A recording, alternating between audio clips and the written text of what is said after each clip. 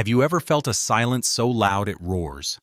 A quiet so heavy it feels like it could crush you? It's a silence that doesn't come from the absence of noise, but from the absence of a reason for it. It's the sound of a life perfectly designed, but completely empty. For Alex, that silence was the blueprint of his existence.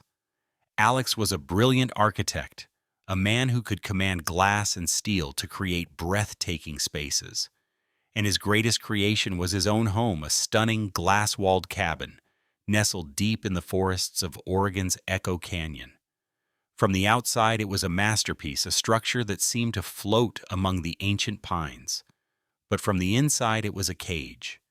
A beautiful, sterile cage he had built for himself after his wife Clara was taken from him by a sickness that had no regard for blueprints or future plans. For 2 years, he had lived by a flawless routine. Wake at sunrise, coffee design work, a solitary walk sleep. Every object had its place. Every minute had its purpose. He was surrounded by the wild, chaotic beauty of nature, yet his life had all the warmth of a polished concrete floor. He thought this control, this order was his sanctuary.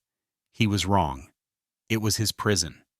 And he had no idea that the universe was about to send a storm big enough to shatter every last pane of glass. It started as a whisper, a darkening of the sky, a restlessness in the trees. By nightfall, the whisper had become a scream. Rain hammered the roof in relentless waves, and wind howled through the canyon like a wounded animal. The lights flickered once, twice, then died, plunging Alex's perfect world into primal darkness. It was in that sudden, suffocating blackness that he learned the true meaning of being alone. And then came the lightning. A flash, brilliant and blinding, illuminated the forest for a split second. In that flash, Alex saw something. Under the edge of his deck, half submerged in the mud and deluge, was a shape. Small, trembling. Another flash confirmed it, a puppy caked in so much mud it was barely recognizable as a living thing. A young Labrador looking directly at the house with eyes that reflected the storm's fury. His first instinct, born of 2 years of self-imposed isolation, was to do nothing. It wasn't his problem. The wild was wild. But then a third flash of lightning lit up the sky, and in that brief moment the puppy's head drooped, a clear, final surrender to the elements. And something inside Alex, a piece of him he thought had died with, Clara, snapped. He threw on a coat, grabbed a flashlight, and plunged into the chaos. The rescue was a clumsy, desperate struggle against the wind and mud. He finally got the shivering creature inside, wrapping it in the first towel he could find. And as he began to gently clean away the grime, he felt it. A real, living warmth seeping through the towel into his own numb hands. He worked methodically, his architect's precision taking over, until a coat of beautiful golden fur emerged. The puppy didn't struggle. It just watched him with an unnerving stillness, a profound intelligence in its gaze that seemed to see right through the walls he'd built. As he cleaned around its neck, his fingers brushed against something hard, a collar. But it wasn't leather or nylon. It was a smooth, dark gray tag made of a material he didn't recognize. It felt like polished graphite and was unnaturally cold to the touch. There were no engravings, no name, no number, just a blank, cold, silent mystery. He pushed the thought aside, chalking it up to some new-age pet accessory. He made a small bed for the puppy by the cold fireplace, filled a bowl with water, and then retreated to his room, expecting a night of whimpering. But the whimpering never came. The storm raged on outside, but inside a new kind of silence had fallen. It wasn't the roaring, empty silence from before. This was a shared silence, a silence of 2 heartbeats instead of 1. Lying in the dark, Alex felt a fissure, a tiny crack in the foundation of his perfectly ordered grief. For the first time in 2 years, the house didn't feel empty. He decided to call him Leo. But here's the thing about a crack in a blueprint. You can try to ignore it, to patch it over, to pretend it isn't there. But a crack never gets smaller. It only grows. And Alex was about to discover that the storm hadn't just brought him a dog. It had brought him a glitch. A beautiful, living, breathing glitch in his reality. And as he would soon learn, a single glitch, if it's deep enough, can bring the entire structure crashing down. The question was, what would be left standing in the rubble? Every new pet owner goes through what they call the honeymoon phase. It's that wonderful period of discovery where every cute head tilt is a sign of genius and every wagging tail is proof that you've found the most special animal on Earth. For the first few weeks, Alex lived in that phase. He'd tell himself with a pride he hadn't felt in years that he had simply lucked into a once-in-a-generation dog. Leo learned his name in an hour. He mastered sit, stay, and come in a single afternoon. He seemed to understand not just words but intent, often fetching Alex's worn hiking boots before Alex even decided to go for a walk. It's a funny thing, the human mind. We have a powerful need for the world to make sense. It's a phenomenon called confirmation bias.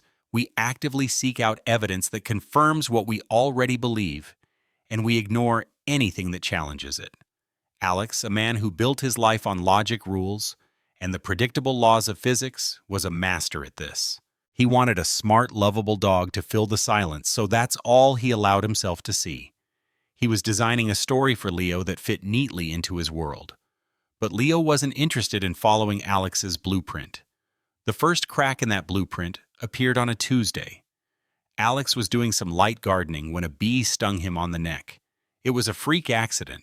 He had a severe allergy, something he managed with an emergency EpiPen he always kept in his office. He stumbled inside his breath, already shortening his throat, beginning to swell. He reached for his office door, but his heart plummeted. In his haste, he'd let the heavy oak door swing shut, and the tricky European-style lever handle had latched. He fumbled with it, his fingers growing clumsy, his vision starting to tunnel. Panic set in. Leo, who had been dozing in the sun, was instantly at his side, whining with a distress that mirrored Alex's own. As Alex's world began to fade to black, he saw Leo do something that didn't make sense. The dog didn't scratch or bark at the door. He stopped. He became perfectly still, his head cocked, studying the handle mechanism. Then, with a calm that was utterly chilling, he stood on his hind legs, placed one paw on the very top of the long lever, and pushed his full body weight against the bottom of the door. It was a perfect application of torque and leverage. The latch clicked open. Alex collapsed through the doorway, grabbed the EpiPen, and saved his own life. He spent the rest of that day on the floor, breathing heavily, with Leo's head resting on his chest. The gratitude was immense, but it was poisoned by a terrifying, looping question. How did he know how to do that? It wasn't instinct, it was engineering. It was observation theory and execution. He tried to explain it away. A lucky accident, a random fluke. He was lying to himself, and he knew it. The moment his denial truly shattered, however, came a week later. It was quiet. It was sudden, and it was absolute. A copperhead snake, lethal and silent, had slithered in through a door left ajar to catch the evening breeze. It was coiled near the fireplace, its head raised, ready to strike. Alex froze, ice flooding his veins. He knew any sudden movement would be his last. But Leo didn't bark. He didn't charge. He stepped calmly between Alex and the snake and did something that Alex's mind will never be able to fully process. He let out a hum. It wasn't a growl. It was a low, resonant frequency, almost too deep to hear, but so powerful Alex could feel it vibrating in his bones, in the floorboards, in the very air around him. The coiled snake flinched as if struck. Its predatory focus dissolved into confusion. It uncoiled, turned, and slithered away peacefully back out into the night. In that moment, Alex felt a fear far deeper than the threat of a venomous snake. It was the fear of the unknown. The kind of fear that comes when you witness the impossible firsthand. There is no blueprint for this, no equation. His logical, predictable world, the one he had so carefully constructed to keep him safe from the chaos of life, was gone. He was living with something extraordinary, something that defied every law of nature he held to be true. He looked at Leo now sitting patiently by his side as if nothing had happened, and realized the immense weight of his secret. This incredible creature wasn't just his companion, it was his responsibility. His life was no longer about managing his own grief. It was now about protecting this impossible living miracle from a world that would never, ever understand. He made a vow then and there in the heavy silence of his cabin to keep Leo safe, to keep him hidden. But secrets, especially secrets that can pacify a deadly snake with a sound, have a gravity of their own. Alex believed his quiet canyon was the perfect hiding place, a sanctuary where they could exist outside the rules of the world. He was about to learn a devastatingly simple truth. You can't hide something that doesn't know it's supposed to be hidden. And what happens when an act of impossible love is accidentally performed in front of an audience? There's a dangerous comfort in a shared secret. When it exists only between two beings in the quiet sanctuary of a home, it feels manageable. It feels safe.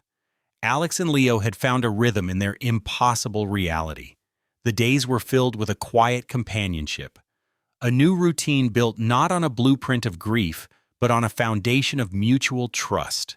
Alex had started to believe that maybe, just maybe, they could exist like this forever, hidden away in their glass-walled haven, a perfect, unexplainable secret. He was about to learn that the most dangerous assumption you can ever make is that you are alone.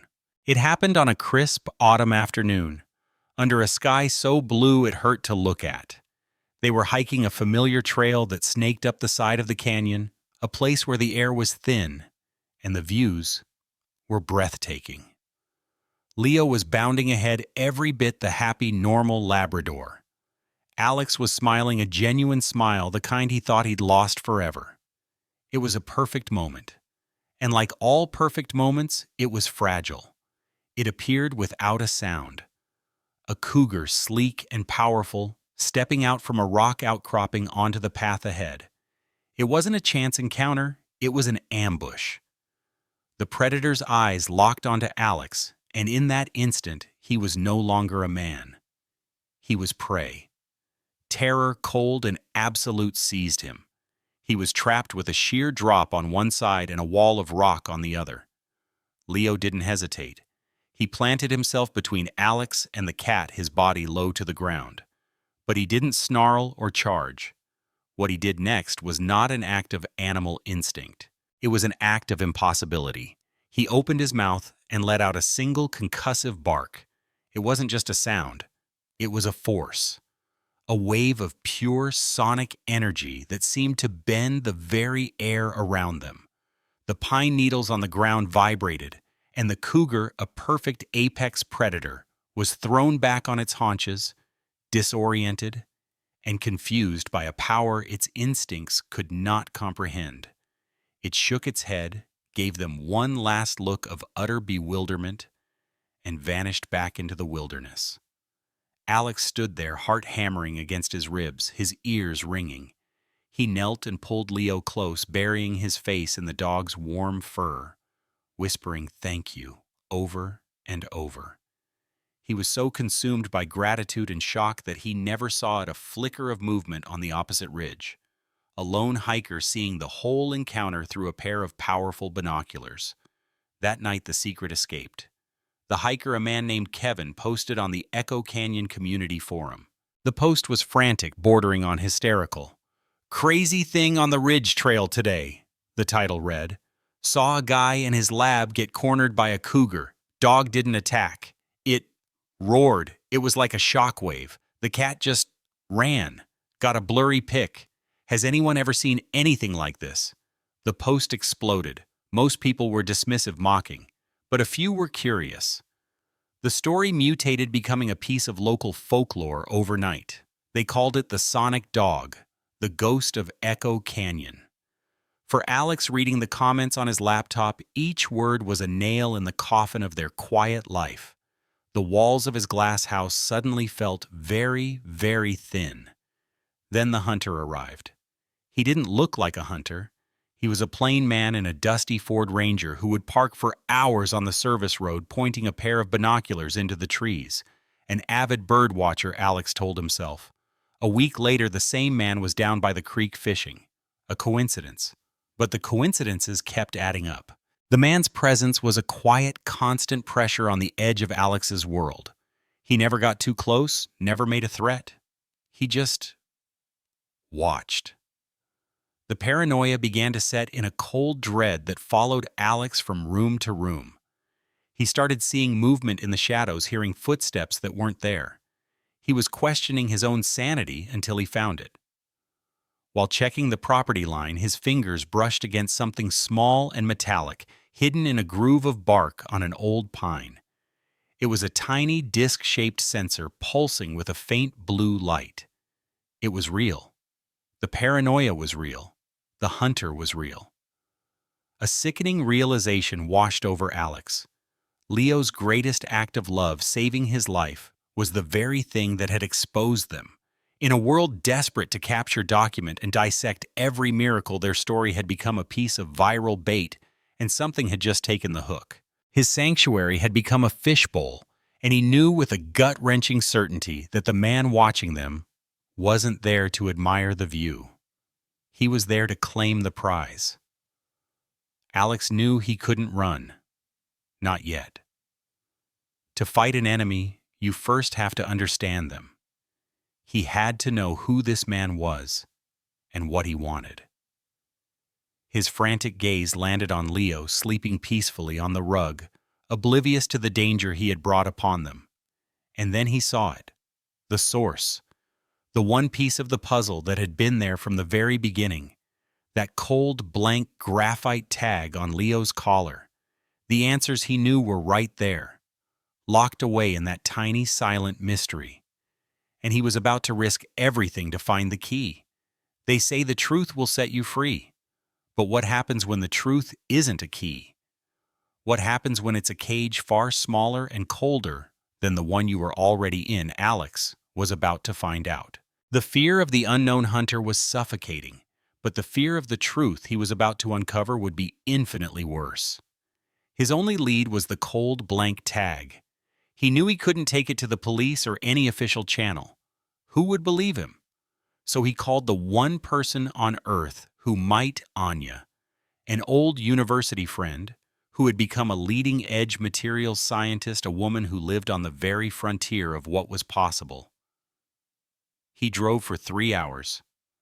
Leo sitting silently in the passenger seat, his head resting on the center console, his unnervingly intelligent eyes watching Alex with a look of complete trust. It almost broke Alex's heart. How can you protect something when you don't even know what it is? Anya was skeptical, of course. But her skepticism turned to sheer, unadulterated fascination the moment she held the tag. It was made of a tungsten carbide composite she'd only seen in classified aerospace projects. For 2 days, she ran scans, bombarded it with frequencies, and tried to unlock its secrets with Alex pacing her lab like a caged animal. Finally, she found it. Not a circuit, not an antenna, but a ghost in the machine. A single heavily corrupted data fragment stored within the molecular structure of the alloy itself. On the screen, a world of cold blue light appeared. Clinical lab notes, complex genetic sequences, and a name: Project Chimera. It was a corporate-funded bioweapons program with the goal of creating biologically enhanced canine assets for military use. And there he was. A video file date-stamped 9 months prior showed a tiny golden-haired puppy in a sterile white room solving a complex puzzle for a treat. The file was labeled Subject LE0, Leo. The air left Alex's lungs. Leo wasn't a miracle of nature. He wasn't some mystical spirit of the forest. He was a product, an asset, designed in a lab to have heightened cognition, and as one chilling document described it, acoustic resonance capabilities, the sonic bark, the hum that pacified the snake. It was all by design. The love Alex felt was real, but the creature he loved was manufactured. And then the cage snapped shut. As Anya carefully recovered more corrupted data, a darker picture emerged. Videos of other subjects, ones that weren't as successful as Leo. Evidence of horrific cruelty of failures locked away and forgotten. Alex was staring at a monster of a conspiracy. He now held the proof, the weapon that could expose this corporation and bring it to its knees, saving countless other animals from the same fate. But the choice was unbearable. To use this evidence, he would have to reveal its source. Leo would cease to be a dog and would become Exhibit A. He would be hunted for the rest of his life not by one man in the woods, but by governments, by scientists, by the media. A living curiosity to be poked, prodded, and studied until the miracle inside him was just another data point on a chart. Alex was frozen by the sheer weight of it. Does he save the many by sacrificing the one soul who had saved him from his own emptiness? Or does he protect his family by letting the monsters get away with their crimes? He was still wrestling with that impossible question when he returned to the cabin late that night. And standing on his doorstep, bathed in the cold porch light, was the hunter, the bird watcher, the man from the Ford Ranger. Alex's body went rigid, his hand instinctively reaching for the heavy iron poker by the fireplace. But the man didn't move. He just looked at Alex with eyes full of a sorrow so profound it was startling. He wasn't a hunter. He was a ghost. "They're coming for him," the man said, his voice raspy with exhaustion. "The real retrieval team." "We don't have much time." Alex stared confused. The man took a hesitant step forward.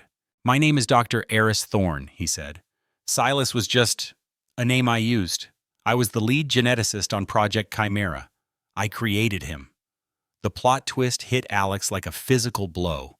Thorne explained everything. He'd seen Leo not as an asset, but as a breakthrough in sentience, a consciousness he had no right to cage. Consumed by guilt, he had engineered Leo's escape, triggering a security failure during the thunderstorm and setting him free in the wilderness, hoping he would just disappear. He hadn't been hunting Leo for the past few weeks. He'd been watching over him, trying to protect him from the shadows. The hiker's post had put Leo on the corporation's radar, and now their most ruthless team was on its way. Alex looked from the desperate scientist to the dog at his side, who had been sitting calmly this whole time, looking at Thorne with a look not of fear, but of faint recognition. He wasn't just Alex's dog. He was this man's greatest achievement and his greatest regret. They were not enemies. They were two broken men, bound by an impossible love for the same extraordinary creature. The moral choice Alex had been struggling with had been a phantom. There was only one choice now: survival. "They will never stop looking for him," Thorne said, his voice barely a whisper. "Not as long as he exists on any record anywhere." He looked at Alex, the weight of their new reality settling upon them. "We have to make him a ghost. There is no blueprint for a disappearing act. There are no rules for making a miracle vanish into thin air. There is only a desperate plan forged in whispers between two men in a cabin that no longer felt like a home, but a trap." The plan was terrifying in its simplicity. They wouldn't just run. They would stage an ending. They would kill the story of the sonic dog of Echo Canyon so that Leo, the real Leo, could finally live. Dr. Thorne, or Eris, as he now was, became their strategist. Using his inside knowledge of the corporation's protocols, he outlined the plan. They would use the upcoming weekend, when a storm was forecast, to create the illusion of a tragic accident, a staged rock slide near the treacherous rapids of the North River. They would leave behind Alex's shredded jacket and Leo's unique, unengraved collar. For the world, and more importantly for the retrieval team, Alex would be the grieving owner, and Leo would be the dog who was lost to the unforgiving wilderness forever. The days leading up to it were a blur of silent tension. Every creak of the floorboards, every rustle of leaves outside felt like the enemy closing in. The final night in the cabin was the hardest. Alex looked at the beautiful glass house he had built to be his fortress of solitude, and he felt nothing. It was just a structure. Home wasn't a place on a map. It was the warm, breathing presence of the dog sleeping at his feet. The storm hit with a fury that seemed to be on their side. Under the cover of darkness and driving rain, they set their plan in motion. The climax was a heart-stopping sequence of calculated risks. As Eris planted a small remote charge to trigger the rock slide, Alex saw them two pinpricks of light high-tech infrared scopes sweeping the forest from the opposite ridge. The retrieval team was early. "They're here," Alex whispered into his radio. "They're scanning the area." "They can't see you in this rain," Eris's voice crackled back. "But they will see heat signatures. You have to get him across the river now. I'll create the diversion." As the rocks began to fall, creating a thunderous roar that echoed through the canyon, Alex and Leo made their dash for the river. But the team was good. One of the lights broke from the sweep and focused directly on their position. They were seen. Panic flared in Alex's chest. They were out of time. He looked down at Leo, and in that moment of pure terror, there was a perfect, silent understanding. Alex didn't give a command. He just thought it desperately. Away. Make them look away. Leo seemed to understand. He didn't bark. He didn't hum. He simply opened his mouth and let out a soft, high-pitched whine. It was a frequency so precisely targeted that a quarter-mile away, the retrieval team's sophisticated audio sensors would have registered it as a common gray fox, a sound that belonged in the wild. The infrared light wavered, lingered for a second, and then swept away, continuing its search pattern. They were dismissed, ignored. Just another man and his dog lost in a storm. They had become invisible. The rest of the escape was a grueling journey through the night, ending at a quiet airfield where Eris had arranged for a small cargo plane. The final goodbye between the scientist and his creation was unspoken, a long, lingering look. A single hand placed gently on Leo's head. It was a look of apology, of pride, and of letting go. Then they were gone, and the final scene of our story doesn't take place in a glass house in Oregon. It takes place months later, in a small, weathered cottage smelling of salt and sawdust on the coast of Maine. Alex, now living under a new name, is no longer an architect. He's a woodworker, his hands calloused and strong from building chairs and tables instead of sterile monuments. He's walking on a windswept beach with Leo, who is chasing seagulls with the simple, unburdened joy of a perfectly normal dog. Alex has lost everything he once thought defined him: his career, his home, his name. But as he watches Leo run, a profound sense of peace washes over him, as relentless and as calming as the tide. The silence here isn't loud. It's full of the sound of the ocean, the cry of the gulls, and the steady, unwavering heartbeat of the companion by his side. He had built a fortress to protect himself from the world, but Leo had taught him that the only walls that matter are the ones we build around our hearts. And his were finally, truly gone. He didn't just save Leo. In the end, they had saved each other. They were finally home. The story of Alex and Leo is a reminder that the most profound connections we make in our lives often defy logic. They don't follow a blueprint. They arrive like a storm, shatter our foundations, and rebuild us into someone stronger, someone better. Look at the animal that might be sitting at your feet right now or curled up on your couch. We think we rescue them, but how often is it really the other way around? In their silent, unconditional love, we find a piece of ourselves we didn't even know was missing.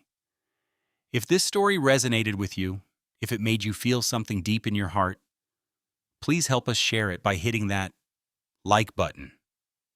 It tells YouTube that stories like this matter. Share it with someone who understands the unbelievable bond we have with our pets. And if you haven't already, please subscribe to the channel.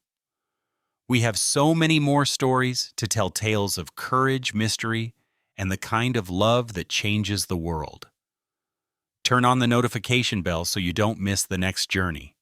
Because sometimes the greatest adventure isn't one you seek out. It's the one that finds you on a rainy night shivering and waiting to be let into your life. Thank you for listening.